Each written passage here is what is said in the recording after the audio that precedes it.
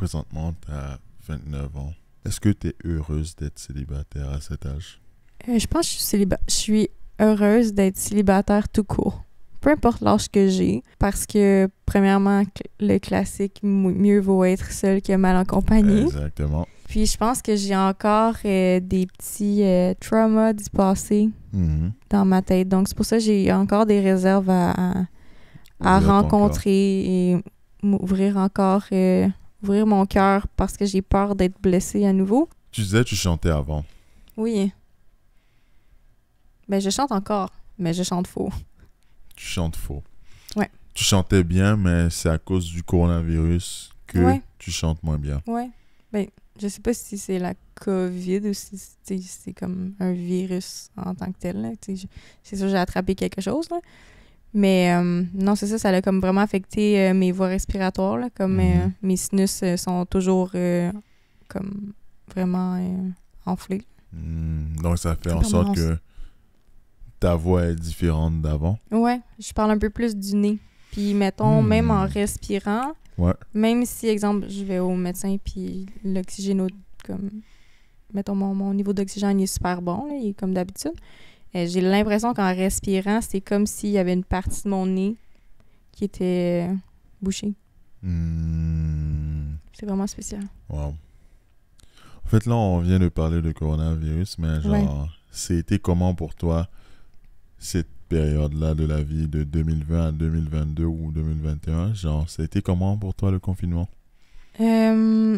Ça a été pas si mal parce que, tu sais, dans ce temps-là, j'étais avec mon copain, donc, tu sais, j'étais pas nécessairement toute seule puis avec personne, là, comme d'autres personnes qui ont vécu ça. Mais non, ça s'est quand même Ça s'est bien passé. ça s'est bien passé, puis je suis quand même quelqu'un qui aime être dans ses petites affaires, là, donc ça l'a pas vraiment changé, exemple, ma routine plus que ça. Excepté pour le gym, comme je te disais, là. C'est vrai parce que c'était du jour au lendemain, ça devient plus compliqué de se tenir en forme physiquement et je pense que aussi ça a permis aussi à plein de gens d'être plus conscients de leur santé mentale et physique. Donc ça a poussé aux gens de faire des activités qu'ils pour leur auraient jamais bien-être. juste fait en fait. Mm-hmm. Ouais, je pense que l'avantage de coronavirus, c'est le fait que ça a poussé les gens à peut-être se prioriser au moins une fois à un moment de leur vie. Parce que, genre, peut-être qu'avant, ils se priorisaient pas, ils travaillaient trop, ou ils faisaient je sais pas quoi, ils prenaient trop d'engagement. Mais je pense que le coronavirus a fait en sorte que plein de gens ont commencé à se prioriser sur eux-mêmes, se centrer sur eux-mêmes. Ouais. Est-ce que... Je suis d'accord. Comme, mettons, Mhm. je pense que les gens aussi, comme, des fois, des trucs banals, justement, de la vie, on dirait que peut-être qu'on les prend pour acquis. Mhm. Puis le fait que là, on était comme un peu privés, ben quand on a pu les refaire, ces choses-là, on dirait qu'on a encore plus pris ça à cœur. Ouais. On a donné plus d'importance aux gestes qu'on avait pris pour acquis pendant longtemps. C'est-à-dire quoi? Par exemple, moi, quand il y avait coronavirus, on pouvait plus aller s'entraîner au gym. Donc, quand on est retourné au gym, tu es content de t'entraîner à ton gym. Tu es content de pouvoir aller sur plusieurs machines, en fait. Donc, ça te permet de remettre en perspective les choses que tu prenais pour acquis pour te faire réaliser que en fait, il faut rien prendre pour acquis de un, et de deux, il faut choisir les choses qu'on a dans notre vie actuellement. Oui, 100%. Yanni, Mm-hmm. là, spoiler, mais t'as 29 ans. Ouais. Et t'es célibataire. Mm-hmm. Pourquoi le choix du célibat à un tel âge? Honnêtement, je pense que j'ai eu beaucoup de réserves face aux expériences que j'ai vécues avant. Puis aussi, aujourd'hui, on dirait que je priorise beaucoup qu'est-ce que moi, j'ai le goût de faire, quand j'ai le goût de le faire, parce que j'ai souvent priorisé les autres avant moi.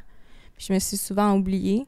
Donc, aujourd'hui, c'est quelque chose qui est vraiment important pour moi. Puis, c'est ça, je prends plus le temps de faire des trucs pour... De te mettre à l'avant. Ouais. T'avais l'impression peut-être de trop te sacrifier quand tu donnais beaucoup aux gens. Ouais, vraiment. Ça m'est arrivé souvent. Puis c'est ça, aujourd'hui, je pense que c'est un choix puis que je fais. C'est sûr que j'ai des réserves, là, mettons, par rapport à me rouvrir à d'autres personnes. Mais en ce moment, je suis bien, puis tu sais, je me mets pas de pression avec ça, puis je me dis que quand ça va arriver, puis je vais me sentir prête, dans un sens. Mais qu'est-ce que tu dirais de l'argument qui dit, parce que tu dis que quand ça va arriver et que tu vas te sentir prête, mais qu'est-ce que tu dirais de l'argument qui dit que tu as 29 ans, peut-être que tu n'as pas autant de temps que tu le penses. Est-ce que c'est quelque chose de valable? Est-ce que ça t'inquiète d'avoir quasiment 30 ans et pas avoir de mari ou de petite amie? Mhm. Mais c'est sûr que c'est quelque chose que, admettons, quand j'étais plus jeune, je m'étais j'avais visionné, en fait, Ouais. qu'à un certain âge, j'allais avoir des enfants, j'allais être mariée, j'allais avoir ma maison avec cette personne-là, puis c'est pas du tout ma réalité en ce moment, là. Mais... Maintenant, t'as un chat. Oui, c'est ça, exact. Oui, mais je l'aime beaucoup, puis il est toujours là pour moi, mon chat, donc je l'échangerai pas. Je l'échangerai pas. Mais non, c'est ça, comme c'est sûr que ça met une pression, là, comme je disais, par rapport à mes parents, parce qu'ils ont hâte d'être grands-parents, puis c'est sûr que je vieillis, je le vois, tu sais, à un moment donné, le corps d'une femme, c'est moins idéal, en fond, d'avoir des enfants, là, pour certaines problématiques. Mm-hmm. Mais je me suis enlevé cette pression-là, puis, tu sais, je me dis, si j'ai des enfants, j'en aurai. Si je me marie, je me marierai, puis je pense que c'est vraiment de pas me faire d'attente pour pas être déçue au cas que ça n'arrive pas, puis juste apprécier qu'est-ce qu'il y a en ce moment, puis... C'est bien. Parce que tu n'essaies pas trop de faire des gestes qui vont te compromettre dans le futur, c'est-à-dire faire des décisions trop hâtives parce que tu ne prends pas le temps de connaître quelqu'un qui est censé faire partie de ta vie jusqu'à ce que la mort vous sépare en théorie. Ouais, puis je l'ai fait souvent, ça, de essayer d'un peu d'accélérer le processus de dater, puis après ça, que ça devienne une relation sérieuse, vraiment prendre le temps de connaître la personne.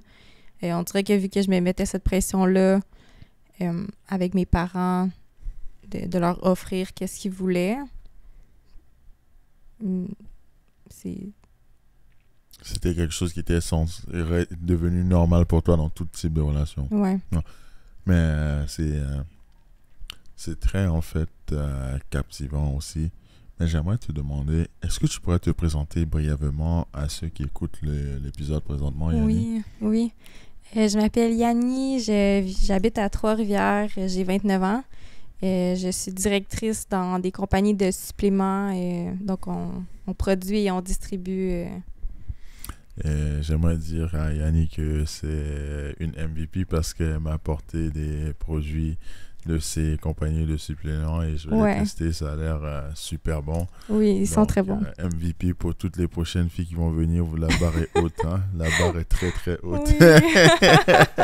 C'est ça, oui. Puis, c'est ça, je viens d'une famille avec 4 enfants, tous adoptés. Oh, puis, the elephant in the room has been shown. Donc, tu viens de dire en fait que tu es dans une famille de 4 enfants, tous adoptés, incluant toi. Ouais. C'est comment l'adoption?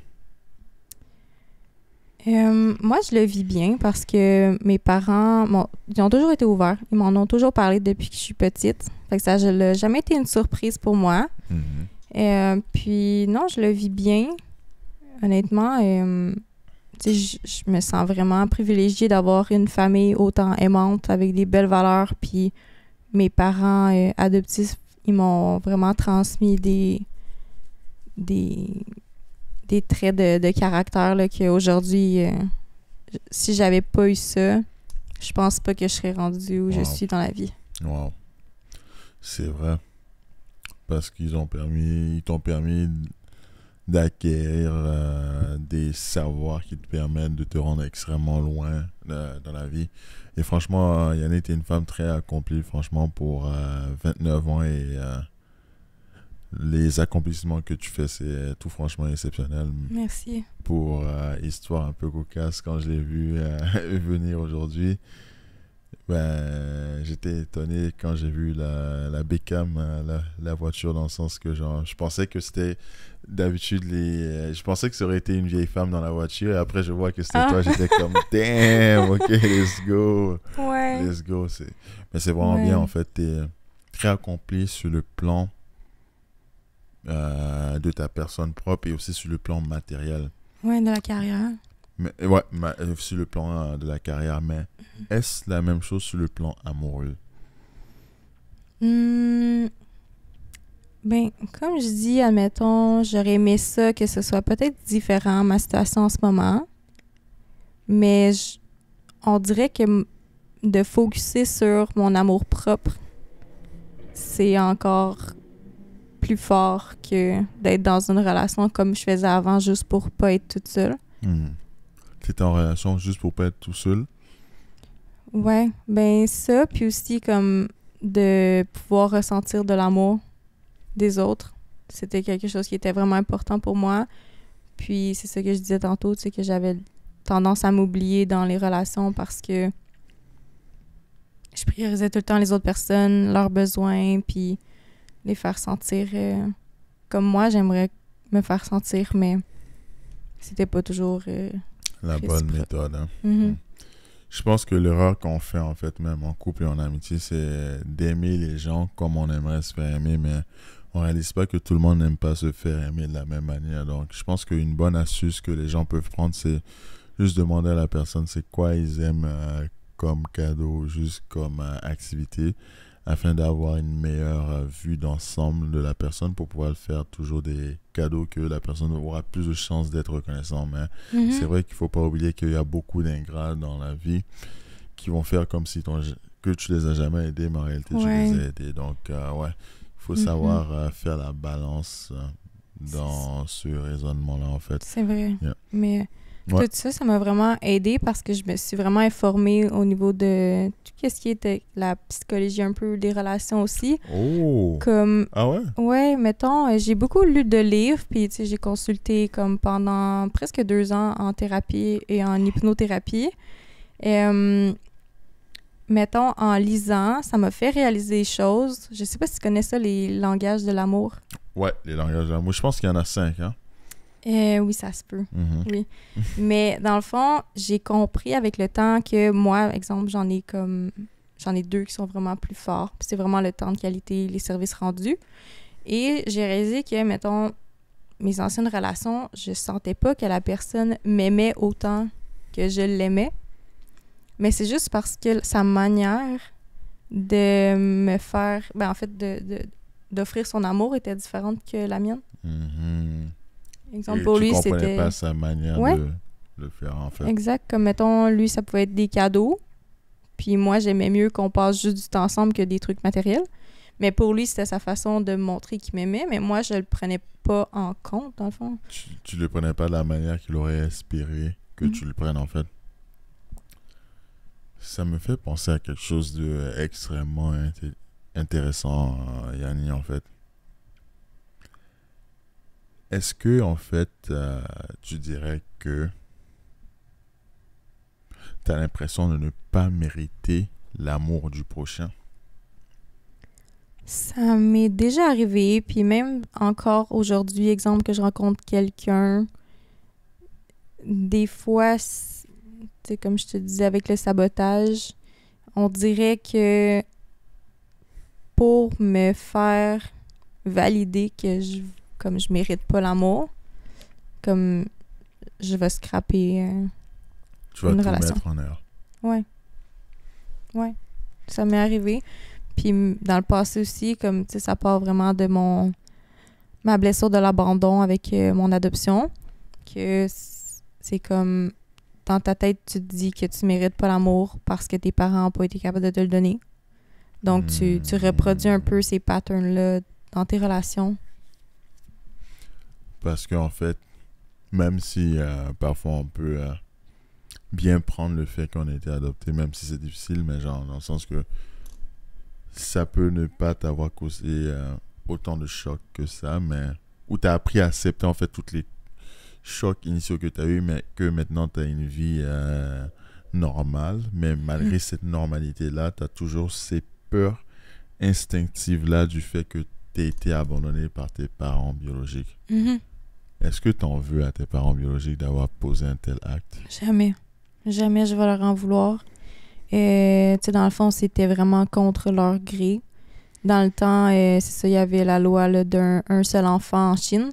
Donc, je me rappelle, dans ce temps-là, on était beaucoup à se faire adopter en même temps. Là. Moi, quand je suis arrivée au Québec, on était 10 filles à se faire adopter en même temps dans le même orphelinat. Wow. Puis, c'était plusieurs comme groupes à la fois. Là. Donc, Wow. je sais que c'était pas parce qu'ils me voulaient pas. Il n'y avait pas le choix. C'est vrai que la politique de un enfant en Chine a fait vraiment beaucoup de ravages sur le plan démographique. Ouais. Il y a eu aussi des grosses conséquences politiques et sociales sur la Chine, en fait. Mhm. Mais Yannick, toi, tu es d'origine chinoise. Ouais. Est-ce que tu connais un peu ta famille du côté chinois ou c'est quelque chose de totalement obscur pour toi? Pas du tout. Non, je connais pas. Dans le fond, je pense que non, je vais jamais avoir la possibilité. Ben, faut pas dire jamais, mais comme les chances que ça arrive sont très minimes. Parce que, dans le fond, ils n'ont jamais vraiment donné de signe de vie depuis que tu es en vie. Ben, depuis que que tu vis avec tes parents. Ouais, c'est ça. Puis tu sais aussi, je pense que la barrière linguistique, comme... Ah, c'est vrai. Tu Ouais. parles pas mandarin? Non, pas du tout. Exact, c'est... Tu parles pas mandarin? Pas du tout. Waouh! Ouais. Mais c'est vrai en fait, parce que comme tu as grandi ici et tout, et t'as aucune famille vraiment en Chine présentement Pas que je connaisse, ouais. que tu connaisses, est-ce que est-ce que tu t'identifies à la Chine parfois? Excepté mon apparence, non. Non, vraiment pas. Parce que, ben, de un, je trouve que j'ai les traits de caractéristiques d'une vraie Québécoise, comme, mettons, juste dans mes termes quand je parle. J'adore la musique québécoise aussi, comme la Saint-Jean et tout. C'est vraiment quelque chose que j'aime beaucoup. Et puis, tu sais, dans ma famille, on est vraiment proches. Donc, pour moi, j'appartiens à ma famille puis aux parents qui m'ont adoptée. Ben, j'appartiens, mais je ne repartiens pas, mais comme je parle... que t'es membre de leur famille à part Ouais. entière. Wow. Wow. C'est bien en fait que t'es été accueilli en fait par une famille qui t'a accueilli à bras ouverts, dans le fond, que ils n'ont pas eu vraiment de préjugés à ton égard, dans le fond, ils t'ont accepté tel quel. Exact. Puis du côté de ma mère, j'étais le premier enfant de toute la famille. Donc, c'était vraiment comme une grosse arrivée. Puis surtout, tu sais, mes parents, ils ont essayé longtemps d'avoir des enfants. Puis... c'est toi qu'ils ont eu. Ouais, c'est ça, dans le fond. Ben, ils en voulaient tellement qu'ils ont fait les démarches pour m'adopter. Puis ils ont dû se marier pour adopter aussi. Il fallait qu'ils soient mariés depuis 2 ans avant de venir. Donc, je sais que j'étais vraiment un bébé désiré. Puis... tu sais, ça se reflète dans tout leur amour qu'ils ont envers moi puis envers leurs autres enfants. Hey, si tu as des questions par rapport à cet épisode, n'hésite pas à me contacter sur Instagram. Je suis disponible. Lien dans la bio. Tu as été accueilli par une famille qui a un grand cœur. Par le fait même que toi, tu as été adopté. Tes frères et sœurs aussi ont été adoptés. Donc, vous êtes une famille de 4 qui ont été tous adoptés. C'est quoi votre dynamique familiale? En fait, quand tu grandissais comme là, maintenant, tu as 29 ans, mais c'était quoi cette dynamique familiale-là dans ton adolescence? Ça a été difficile pour moi. Ça a été difficile parce que, tu sais, mes sœurs et mon frère, ils ont tous un peu des troubles psychologiques, des troubles d'apprentissage.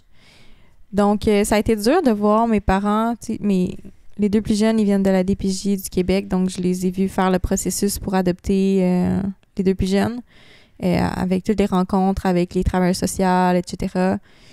Puis, plus que eux vieillissaient, surtout juste mon frère, il a été vraiment rock'n'roll quand il était plus jeune. Tu sais, ça a été... il nous menaçait avec plein d'objets dans la maison, puis... Ouais, c'était vraiment... Ouais, comme tout ce qu'il trouvait, là, il essaie de nous les lancer. Il a fait plein de trous, exemple, dans les portes de sa chambre, dans des murs. Mon père, il a fallu qu'il répare tout ça. Puis ça a été dur de vivre ça. Surtout, exemple, moi, je travaillais de soir dans ce temps-là quand je travaillais dans des restaurants.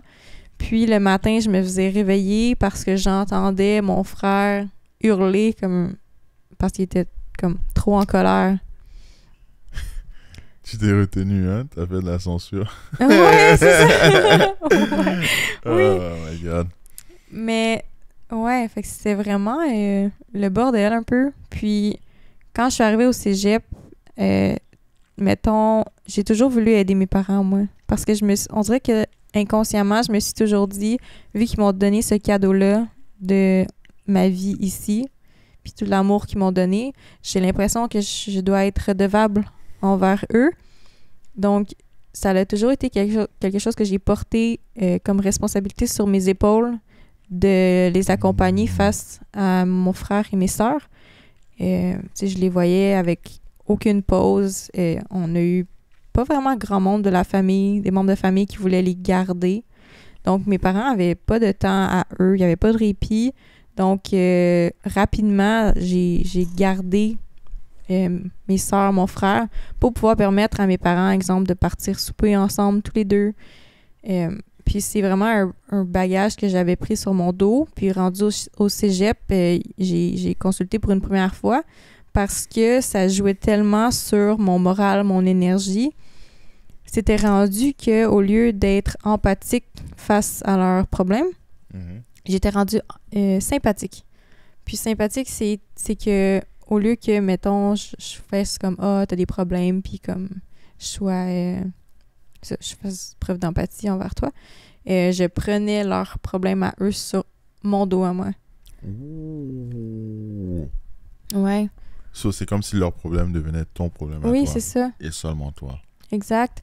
Puis, c'est pas eux qui m'ont mis ça sur le dos, c'est vraiment moi-même, comme un gros don de soi, que je me disais, ils ont tellement fait un beau geste envers moi que j'ai comme pas le choix de faire ça. Mm-hmm. Mais là, c'est ça, après ça, je me suis vraiment mis de côté, puis ça allait pas pour moi au niveau psychologique. Donc, il a fallu que je consulte là, pour comme reprendre, puis faire la distinction que c'est pas mon problème. C'est leur choix d'avoir adopté, puis c'est des choses qui arrivent dans le fond, là. Mm-hmm. Wow. Est-ce que tu recommanderais aux gens de la vie de chaque jour d'adopter des enfants s'ils le peuvent? Oui, 100%. Je l'ai toujours dit. Je pense que c'est beau d'offrir une meilleure vie à des enfants qui peuvent pas nécessairement l'avoir. Ouais. Mm-hmm. Que ce soit avec leurs parents biologiques ou, tu sais, exemple, comme avec la DPJ. Il y a des fois des situations, puis c'est ça, les parents ont juste pas le choix de faire de comme ça séparer leurs enfants. Puis d'offrir comme une deuxième chance un peu à un enfant, j'ai toujours trouvé ça beau. Puis de voir aujourd'hui comme tout ce que j'accomplis, je souhaite ça à n'importe quel enfant. Magnifique. Parce que en fait, ça prouve l'importance de pourquoi il faut adopter. Les gens, le fait que il y a des enfants qui sont seuls ou il y a des enfants qui sont dans des réseaux où l'efficacité n'est pas vraiment à la hauteur, parfois comme la DPJ malheureusement. Mm-hmm. Est-ce que parfois tu ressentirais le besoin de faire connaissance de tes parents biologiques? Je ressens pas le besoin parce que je pense que comme tout ce que mes parents m'ont offert jusqu'à présent, Mhm. ça me comble. Puis on dirait que j'ai pas besoin de plus que ça. Mhm. C'est sûr que c'est quelque chose qui serait intéressant, admettons, de savoir, mais en même temps, c'est pas un manque que je ressens. Si je le sais, pour moi, ça serait comme peut-être un plus, mais ça change pas grand-chose. Comme je suis vraiment neutre face à ça. Ça ne changerait pas grand-chose à ta vie actuelle, dans le sens que tu es rendu habitué à vivre sans ces personnes-là, donc pourquoi les inclure là-dedans maintenant, dans le fond? Aussi, puis tu sais, la barrière linguistique aussi, je sais pas, est-ce qu'ils sont encore en vie aussi? Est-ce que... tu sais, T'as aucune idée de ça, par exemple. C'est ça. Là, tu es chinoise, donc normalement, tu devrais parler... Ben, j'ai dit ça, mais genre... genre, le mandarin, c'est la langue nationale de la Chine, une des langues nationales. Une des langues, ouais. Le mandarin et le cantonais. Mm-hmm. Est-ce que c'est deux langues que tu aimerais explorer un jour? J'ai déjà essayé un peu à cause de ma mère. Dans le fond, elle, on dirait que ça l'intéresse vraiment plus que moi. Tout ce qui est, moi, ma culture, comme la langue. On avait déjà comme pris des petits cours sur YouTube, les deux, moi puis elle. Puis on apprenait comment dire quelques mots, là, mais ça fait vraiment longtemps. Wow. Et même chose, tu sais, à l'écoute des reportages sur des enfants qui ont retrouvé leurs parents biologiques en Chine. Puis elle me demande toujours si c'est quelque chose que j'aimerais. Puis elle me le demande pas à chaque année, mais c'est un sujet qui revient quand même. Qui est assez récurrent. Mais moi, je garde toujours le même discours. C'est, je sais pas, on dirait peut-être que de savoir, exemple, s'ils sont décédés, ça serait peut-être quelque chose qui viendrait peut-être m'affecter négativement. J'aurais peut-être de la peine parce que je suis vraiment sensible. Peut-être que ça vaut pas la peine de rouvrir cette boîte-là. Ouais. Qui doit être vraiment extrêmement intrigante parce que pour quelqu'un comme moi qui a toujours connu c'est qui mon père et ma mère, j'imagine difficilement du jour au lendemain ne pas savoir. Ouais. Est-ce que tu trouves que tu penses exactement comme les gens de chaque jour malgré les expériences que tu as eues, ou tu te sens un peu différente des gens de chaque jour qui ont la chance de connaître leurs parents? Non, j'ai vraiment l'impression que notre lien, même des fois on dit ça dans notre famille, tu sais, on est un peu comme dysfonctionnel, notre famille. Dysfonctionnel? Ouais, on dit on est vraiment comme une famille de fous, là. On s'appelle comme ça en riant. Ouais, avec mes parents, mon frère, mes sœurs, on se dit ça. Puis je trouve que notre lien est même plus fort que d'autres membres de notre famille avec leurs enfants. Wow. Et leurs parents, là. Ouais. Wow, félicitations à tes parents parce que c'est vraiment quelque chose d'exceptionnel qu'ils font. Mm-hmm. Le fait d'adopter autant d'enfants et d'essayer de leur donner une meilleure vie, c'est vraiment quelque chose qui témoigne de la bonté de leur cœur. 100%. Et de la grandeur de leur caractère. Mm-hmm. Hey, je te remercie d'écouter la vidéo. Si tu adores ce que je fais, n'hésite pas à le partager. Tu es une femme très accomplie sur le plan professionnel. Mm-hmm. Mais quelque chose qui peut être vraiment étonnant en fait, c'est le fait que tu es super accomplie. Par contre, tu as juste ton diplôme du secondaire. Mais tu es très très accomplie sur le plan professionnel. Mm-hmm. Est-ce que tu pourrais nous expliquer ton secret? Est-ce que tu peux nous expliquer comment tu as réussi à atteindre un tel niveau d'excellence? Oui, ben en fait, je sais pas si c'est un secret, mais j'ai toujours été très travaillante. Puis ça vient vraiment de mes parents. Tu sais, mon père, là, encore aujourd'hui, il est retraité depuis 8 ans, puis il continue de se lever à 4 heures le matin comme il faisait avant. Il travaille, tu sais, il aide pour les soupers et tout, tu sais, il se couche tard encore. Puis je pense que tout ça drive, puis il me l'a transmis par la bande. Puis je suis quelqu'un aussi qui est très curieuse, un peu comme ma mère. J'aime ça apprendre, j'aime ça toujours creuser pour des sujets. Donc, c'est vraiment comme ça que j'ai appris sur le tas. J'ai fait des programmes d'études, mais pour moi, l'école, c'était vraiment pas quelque chose qui m'intéressait. J'étais vraiment pas motivée, puis j'allais me magasiner au lieu d'aller à mes cours, là. J'étais vraiment pas... C'était pas pour moi. Shopping au lieu d'aller à ton cours. Ouais, exactement. Puis mes parents, ça, par exemple, mes parents, ils ont jamais su ça. Ils ont jamais su ça? Non. Et maintenant, ils savent. Ils ont jamais su ça. Puis, dans le fond, c'est ça, on dirait que j'ai quand même acquis des compétences à travers les cours que j'ai faits sans les avoir complétés. Puis après ça, c'est vraiment au niveau de l'expérience au travail. Puis, tout mon entourage le sait. Dans le fond, je suis quelqu'un qui travaille tout le temps. Là. Je veux tout le temps être occupée. On dirait que mon cerveau fonctionne comme ça. Il faut toujours que je sois stimulée par quelque chose. À un moment donné, j'avais un emploi avant que j'aille celui-là. Puis, on dirait que j'avais l'impression de stagner au même niveau. Puis là, je commençais à un peu comme me saboter. Je prenais des journées de maladie quand j'étais pas malade.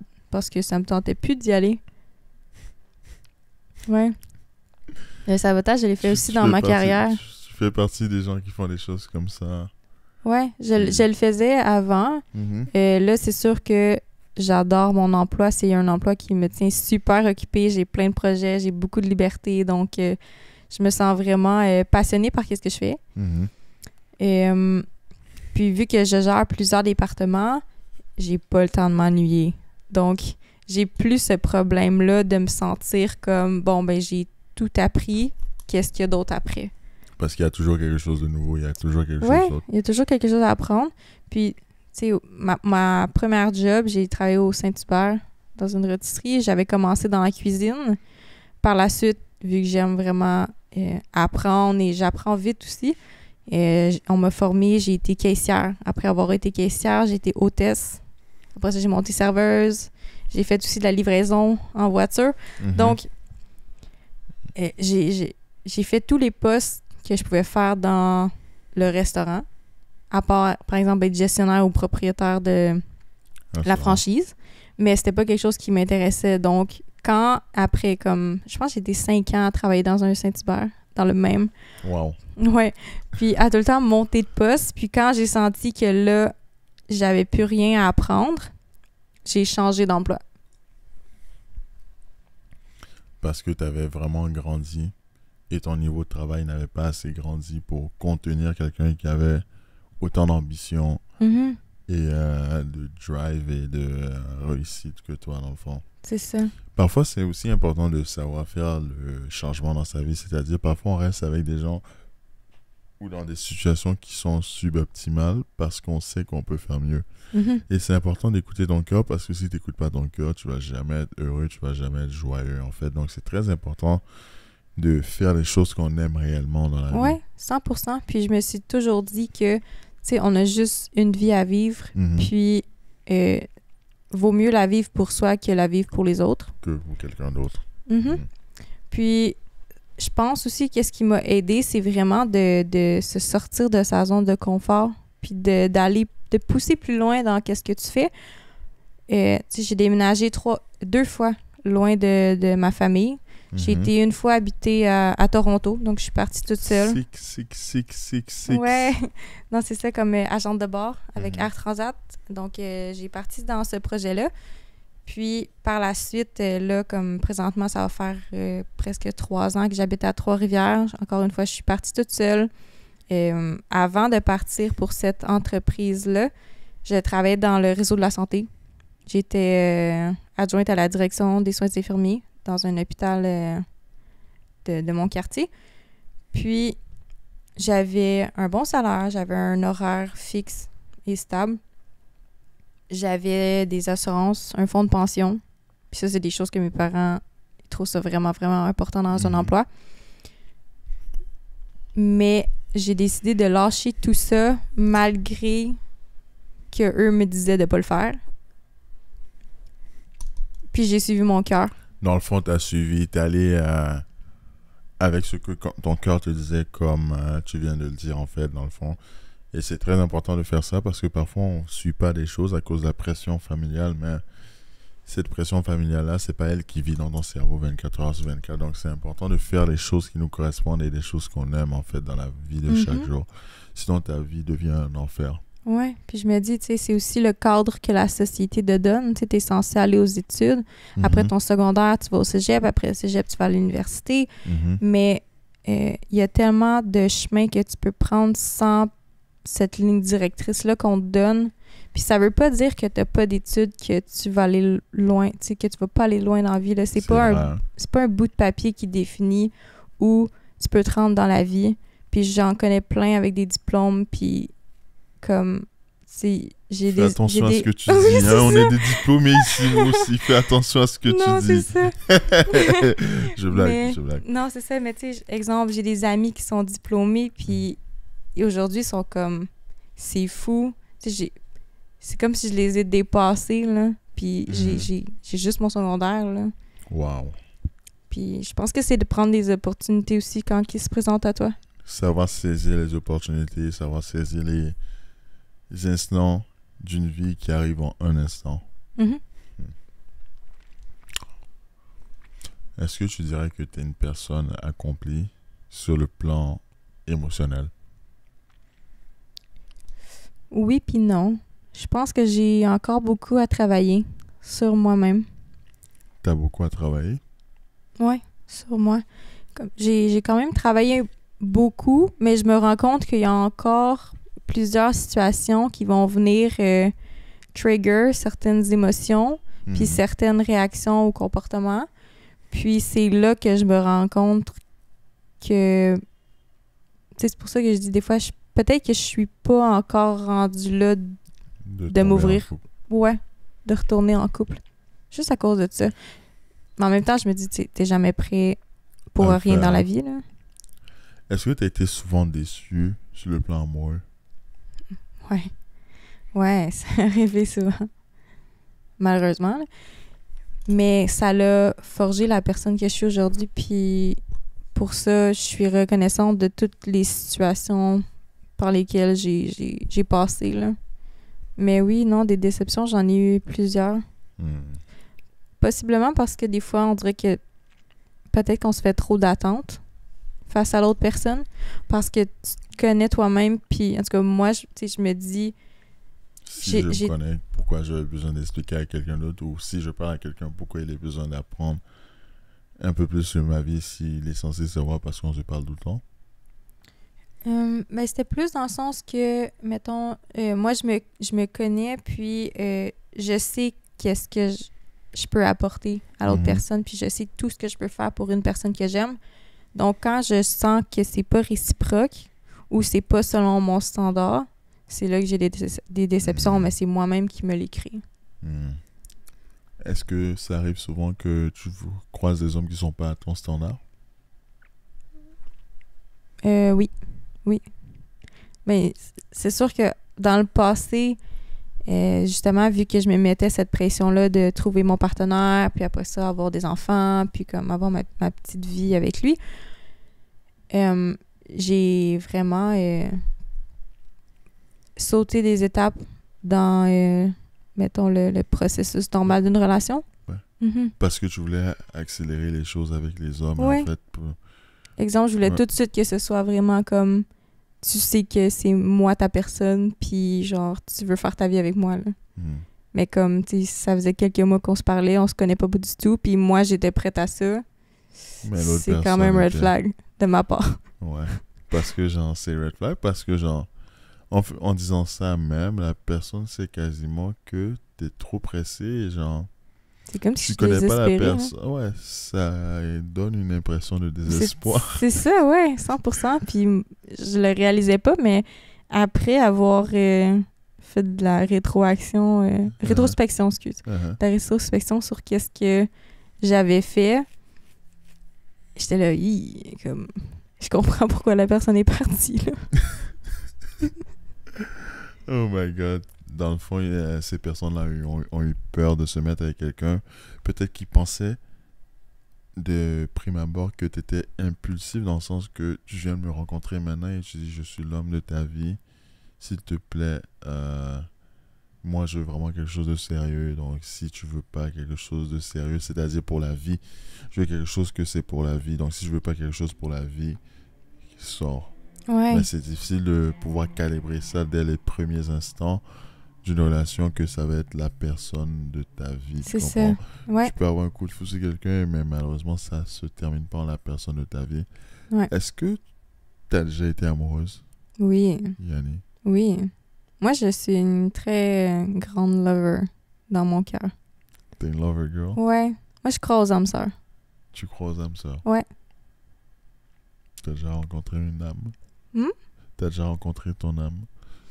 J'ai pas dit âme sœur parce que sinon tu serais avec, mais genre, Ouais. Ben, non, c'est ça l'affaire. C'est que je pense que des fois, tu peux rencontrer ton âme sœur, mais c'est pas le bon timing. t'as rencontré ton âme sœur. Je sais pas si c'était mon âme sœur ou c'était juste parce que c'était tellement toxique que je me faisais des idées dans ma tête. C'était tellement toxique, mais tu l'assimiles quand même cet individu-là à ton âme sœur. Est-ce que tu peux nous expliquer un peu plus? Dans ce temps-là, je le prenais vraiment comme si c'était mon âme sœur parce que on a été, mettons, 2 ans et demi ensemble. On s'est laissé 5 fois. 5 fois en 2 ans et demi. Ouais, ouais. Puis à Pourquoi? chaque fois, parce qu'il se passait toujours des situations spéciales, puis après ça, moi, je me tannais, puis je laissais la personne. Après ça, il revenait. Il s'excusait, disait qu'il avait changé, etc. On revenait ensemble. Mhm. Peut-être que c'est de la naïveté de ma part où on dirait que je veux toujours voir comme le bon dans les gens. Positif, ouais. Puis après ça, plus ça allait, tu sais, on s'est laissé 5 fois, mais plus ça allait, plus la période qu'on revenait ensemble était courte. Parce que mon niveau de tolérance, on dirait ma limite, euh, c'était dépassé à chaque fois, là. Parce que tu donnais des chances à la personne, mais la personne atteignait rapidement les sommets de la... Les sommets Ma patience. de l'impatience. C'est-à-dire que ça te piquait facilement chacune Ouais. des erreurs que cette personne fait ça. Ouais. Faisait. Ouais.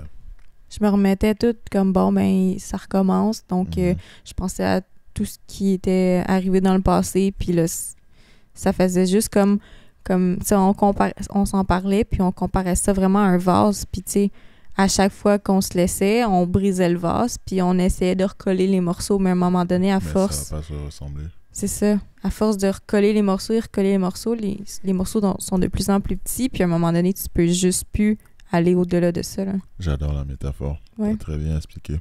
Ouais. Est-ce que l'amour a une culture? Est-ce qu'on peut tomber amoureux avec des gens qui ont des cultures totalement différentes que les nôtres? Est-ce que tu penses que c'est quelque chose de possible? Moi, je pense que oui. Ouais. Je pense pas que, mettons, la culture, c'est quelque chose qui arrête au niveau de l'amour entre deux personnes. Ça va plus profond que ça dans ton âme. Dans le sentiment aussi que tu éprouves par rapport à cette personne-là. Mhm. Tu m'as dit que tu as déjà été amoureuse. Hein? Ouais. Présentement, tu as 29 ans. J'aimerais comprendre, en fait. Ben, pas comprendre, mais genre... Est-ce que tu es heureuse d'être célibataire à cet âge? Je pense que je suis heureuse d'être célibataire tout court. Peu importe l'âge que j'ai. Parce que, premièrement, le classique, mieux vaut être seul que mal accompagné. Exactement. Puis je pense que j'ai encore des petits traumas du passé Mhm. dans ma tête. Donc c'est pour ça que j'ai encore des réserves à Ouvrir ton rencontrer et m'ouvrir encore, ouvrir mon cœur parce que j'ai peur d'être blessée à nouveau. Puis, Wow. Wow. C'est bien au moins le fait que tu te rends compte et t'admets que tu as des blessures par le passé qui affectent tes relations futures. Parce qu'il y a plein de gens qui de un, s'apitoieraient sur leur sort, et de deux, ils vont jamais le dire à personne, et ils vont laisser ça passer tout seul comme ça en douce. Mais c'est bien le fait que tu assumes en fait tes problèmes, Mhm. que ça soit positif ou négatif, tu es prête à les assumer coûte que coûte. J'adore ça de toi, vraiment, Yanni, pour vrai. Merci. Mm. Puis je me dis, tu Ouais. sais, avant, je sautais beaucoup de relation en relation. Tu sais, j'en ai eu 3, mais entre mes relations, je voyais quand même tout le temps les gens. Pour moi, c'est toujours important. Donc, on dirait que je prenais jamais le temps de guérir Waouh. de ce qui s'était passé avant. Puis je faisais juste comme Entrer dans le prochain. puis amasser de plus en plus, genre, des problématiques face à moi-même. Là. Hmm. Est-ce que tu penses qu'il est possible d'être entièrement amoureux, l'amour sain, l'amour magnifique en 2024? Je pense que c'est toujours possible. Tu sais, je suis quelqu'un qui est vraiment... J'ai espoir, je souhaite. J'en vois, là, encore des couples là, qui sont... Tu sais, j'en connais des couples du secondaire, puis aujourd'hui, ils sont mariés, puis ça fait comme une dizaine d'années qu'ils sont ensemble, puis je trouve ça impressionnant. Je sais pas, aujourd'hui, honnêtement, si les gens sont prêts à mettre les efforts. On dirait aussi que avec les applications de dating, par exemple, c'est tellement facile. On dirait que tu magasines, puis c'est comme, la moindre me petite plaît, affaire me que plaît. t'aimes pas, change à la prochaine. Tu comprends? T'es coupable de ça? Hmm? T'es coupable de ça? Non, parce que, exemple, je les passe pas, genre, un par un, là, mettons. Là. Mais, je veux dire, tu sais, quand je suis sur Tu les... fais l'analyse, dans le fond. Ouais, c'est ça, j'analyse. Puis mettons, moi, je suis vraiment la pire là, sur les applications de dating. Exemple, je vais parler avec les gens, puis c'est rare que ça se rende en dehors de l'application de dating, puis c'est encore plus rare que ça se rende que je m'en vais en date avec cette personne-là. Hmm. En réalité, c'est ça, je pense que je suis un petit peu sauvage par rapport à ça, ou je sais pas. T'as pas de cœur, t'as brisé plein de cœurs. Est-ce que t'es une femme qui a brisé le cœur de plusieurs hommes? Oui. Je pense que oui, honnêtement. Puis même aussi, tu sais, je suis pas fière de ça, là, mais ça m'arrive encore des fois parce qu'on dirait qu'aujourd'hui, je fais attention avec qui je partage mon énergie puis mon temps, mais j'étais une grande pro du ghostage. Il y a plein de gens qui détestent ça, ce podcast. Il y a plein de filles qui sont venues ici qui disent qu'ils détestent le ghostage. Se faire Et ghoster. elles détestent aussi se faire ghoster le plus. Mais moi, j'ai plus ghosté que je me suis fait ghoster. T'es fière? Non. C'est horrible. Parce que quand ça m'est arrivé, Mhm. on dirait que tu te questionnes, t'es comme, bon, qu'est-ce que j'ai fait? Mais tu sais, au final, c'est rien de qu'est-ce que t'as fait. Des fois, c'est plus juste la comme... personne.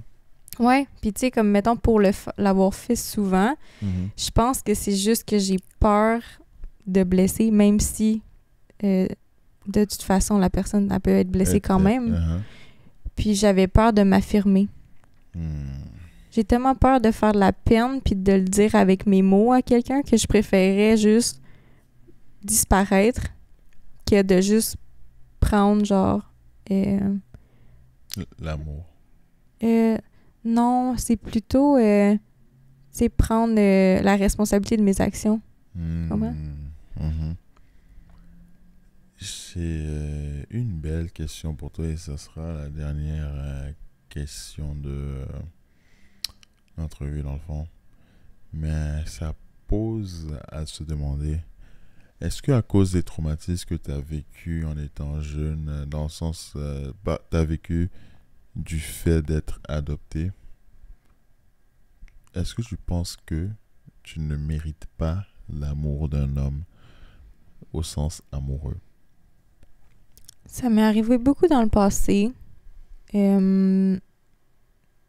sais, c'est comme que je disais, tu sais, j'ai rencontré l'année dernière quelqu'un, puis je le trouvais vraiment beau, puis j'avais travaillé avec lui à ma première job. Mhm. Puis on dirait que je m'étais je mets genre les gens comme sur un piédestal, puis je me compare comme si moi, je valais moins que l'autre personne. Puis c'est comme ça que je me dis que je mérite pas l'amour parce que je comprends pas que ces personnes-là que je mets genre wow.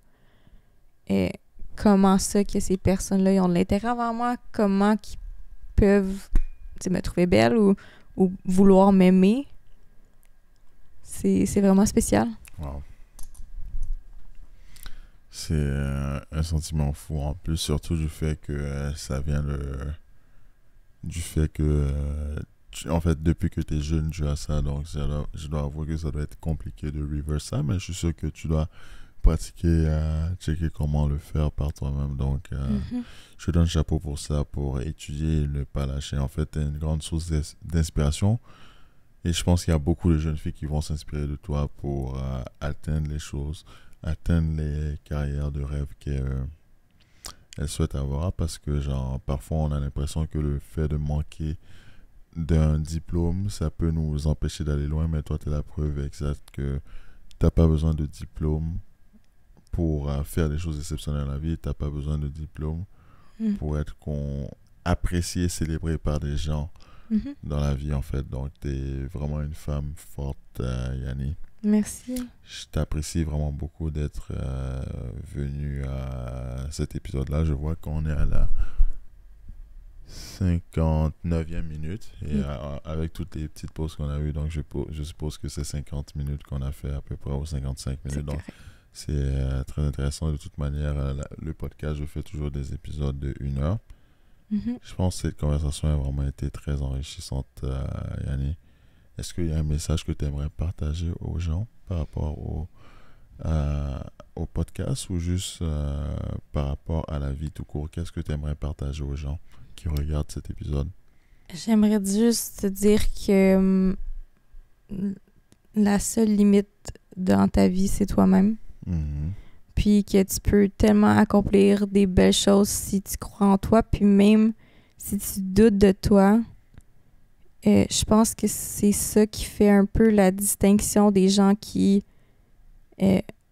réussissent, ou même des compagnies qui réussissent. Si tu crois pas toi-même en toi ou en ton projet, comment tu veux que les autres croient en ton projet? Donc, c'est vraiment important que toi-même, que tu crois en toi. toi. C'est très important et c'est un très beau conseil que je donne, parce que si tu ne crois pas en toi-même, les choses vont jamais se réaliser, parce que les gens vont toujours douter de la possibilité de ce que tu affirmes. Les gens vont seulement te célébrer seulement quand tu auras du succès. Donc quand tu entreprends quelque chose dans la vie, n'essaie pas d'avoir le support de tout le monde avant de partir. Fais juste te lancer. Et c'est avec la répétition et le fait d'avoir des victoires après victoires que les gens vont commencer à te supporter. Mais ne t'attends pas à te faire supporter dès le départ à un haut niveau. L'unique moment que tout le monde va te supporter, c'est quand tu auras réussi. Et ça fait partie de la vie. On ne peut pas se battre contre ça. Fais juste faire ce que tu as à faire. Ouais. Et être concentré sur tes objectifs sans trop te soucier de l'environnement extérieur, parce que c'est toi qui peux créer ton avenir et c'est toi qui vas créer ton avenir. Merci Yanni. Merci à toi. Ciao et à la prochaine.